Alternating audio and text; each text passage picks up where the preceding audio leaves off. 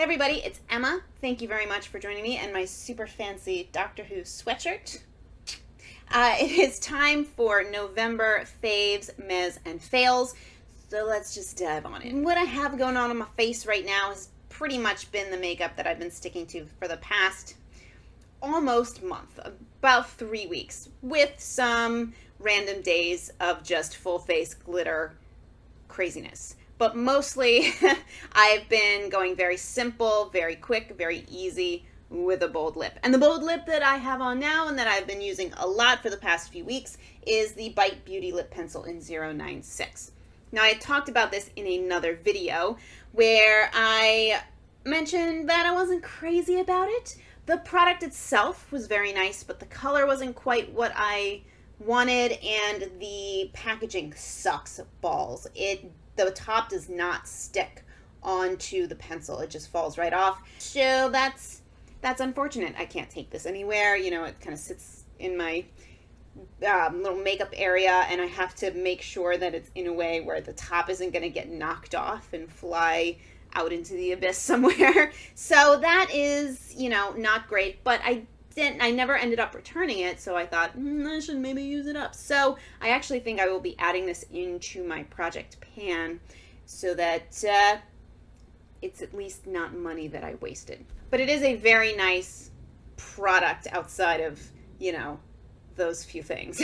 The color lasts very well, it looks really nice, and it continues to look nice throughout the wear. It doesn't get dry and crackly and peely and make my lips look gross. So that's definitely a win. And so I will continue to use this until I have used it up, but I probably won't buy another one. The next product I want to talk about is also a lip color. This was kind of my go-to more towards the beginning of the month. This is from Wet n Wild. It's one of their matte, velvet matte lip colors, and it comes in this kind of jumbo pencil type packaging. This is the shade Hickory Smoked, and after, well, A, with, you know, kind of the fall season, and B, with my new hair, I was finding that more traditional nudes weren't really working for me, so this was kind of my go-to neutral, nude-ish lip. Obviously, this is not a true nude on my skin tone, but it's neutral enough that it would work with a lot of different makeup looks and just kind of look better with what I got going on right now. It is a very comfortable lip color. It's not moisturizing, but it's not drying. The one problem is it really does not last very long. With this kind of color, I found that it faded away evenly, although I wonder if it's just because it's, you know, not that far off from my regular lip color. I don't know. I was digging it. It lives in my purse. I reach for it relatively often, although I have been using the Bite Beauty much more in recent weeks. I had bought a few things from Ulta and Sephora, some holiday kits that I'm going to talk about in a separate video, but I got a couple of extras, including this hand cream from SuperGoop. So this is the Forever Young hand cream with sea buckthorn broad spectrum SPF 40. I have been on the hunt for a hand cream I can throw in my purse that has SPF. And that's exactly what this is. However, this is a meh product for me.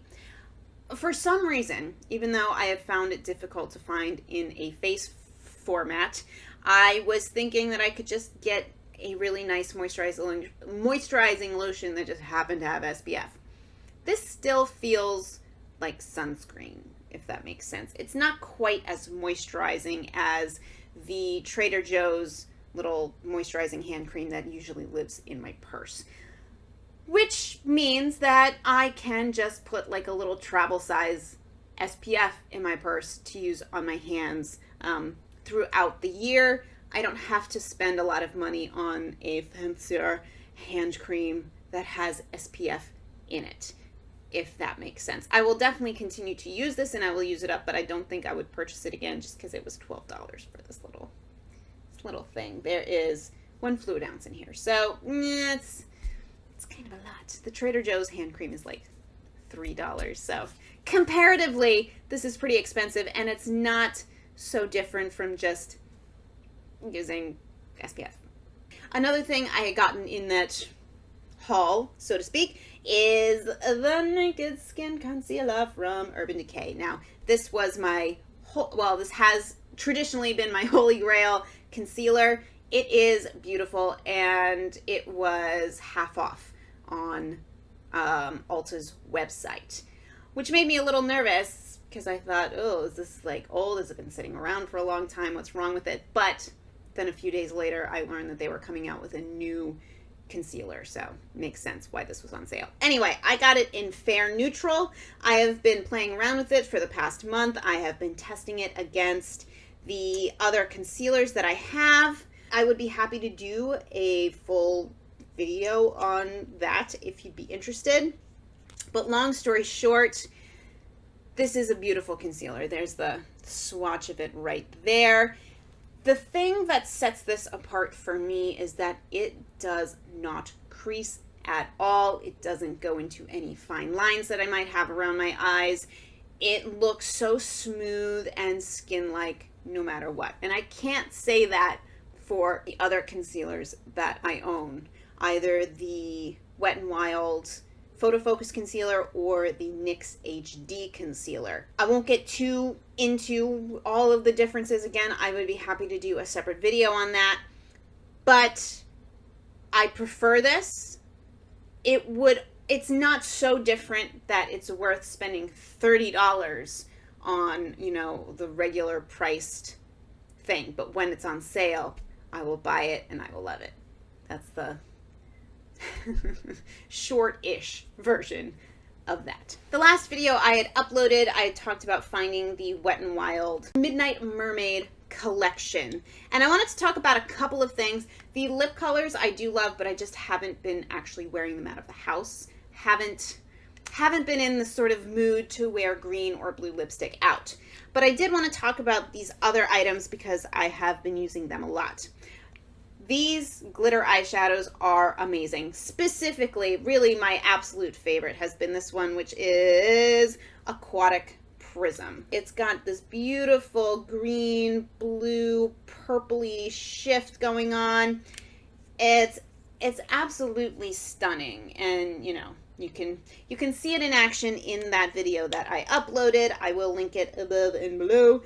This other shade I have is much more kind of fall appropriate, I think. It's got this kind of reddish, goldish, greenish hue to it. It is called Moonlight Majesty. It's not quite as stunning to me as Aquatic Prism, but they're both really wonderful. They don't irritate my eyes at all, and they're easy to remove. The highlighter in Midnight Moon I have been loving, even though I actually find, because I had heard some people complaining that it had kind of a weird kind of grayish green shift. I haven't found that to be a problem for me. The thing that I am not necessarily loving about it, although I've been wearing this a lot anyway, is there is definitely little micro glitter in there. And I don't know if that's going to catch on camera, but there are little teeny tiny flecks of pink glitter that you can see if you look for it. But it is a really pretty highlight. I do have it. I have it on today. It is a little bit more intense than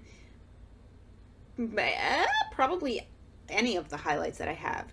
And I don't know, I've just been playing with it a lot for the past I have two more products to talk about. They're both favorites, and they're both more kind of skincare / makeup removal. Now, with these glittery eyeshadows, and I also have the Stila Trio, Holiday Trio. Like I said, I'm going to talk about that in a separate video. I've had some glitter on my eyes a lot this month, so I have been really loving my Sonia Kashuk Remove Eye Makeup Remover. It's a duo phase. You shake it up, it gets everything off, even glitter, all my mascara, all my eyeliner. Doesn't irritate my eyes. It is absolutely beautiful. I would buy this again for sure, but I have placed an order to make my own oil cleanser, so I might just stick with that because that'll be cheaper all the way around. And I really like oil cleansing. But while I don't have one, this has been absolutely awesome. The last thing I want to talk about is from Trader Joe's, and this is the 100% organic argan oil. This is amazing. It is the one item of skincare that I am currently using that I notice an immediate benefit. It's been really, really dry where I am right now. My skin's been pretty dehydrated for the past couple months anyway, and I keep this on my bedside table to help me remember to use it. And when I do, my skin not only is clearer for some reason, but it is soft and it just feels better. It doesn't irritate my skin. Like I said, I even feel like my skin is clearer when I use this. I don't think there are any antibacterial properties or anything to argan oil, although if I'm wrong, please let me know. I think it's just because my skin doesn't have to work so hard. It's not producing a ton more oil to try to make up for the fact that my skin is dehydrated. It just makes my skin really happy, and I can notice an immediate effect. I've been, I've been playing around with the ordinary skincare. I've been playing around with vitamin C serums and retinoids and all that stuff. And, skincare takes time. It takes time. It takes patience to sort out what works, what's benefiting you, what isn't. But this is an instant gratification sort of product. I absolutely love it. And yeah, that's really all I have to say. And that is it. That's all I got for my November favorites, plus one meh. I hope you enjoyed. If you have any questions, if you have any video requests, let me know in the comment section below. And also let me know what you have been loving or what has let you down this month, product-wise, or generally in life. Let's chat. Let's talk. Yes, comment section. And I hope you have a wonderful day. I hope you had a wonderful Thanksgiving, if that's a thing that you do. And I hope that you are breathing and staying calm and stress-free through the craziness of the month to come. And I will see you in the next one. Bye, guys.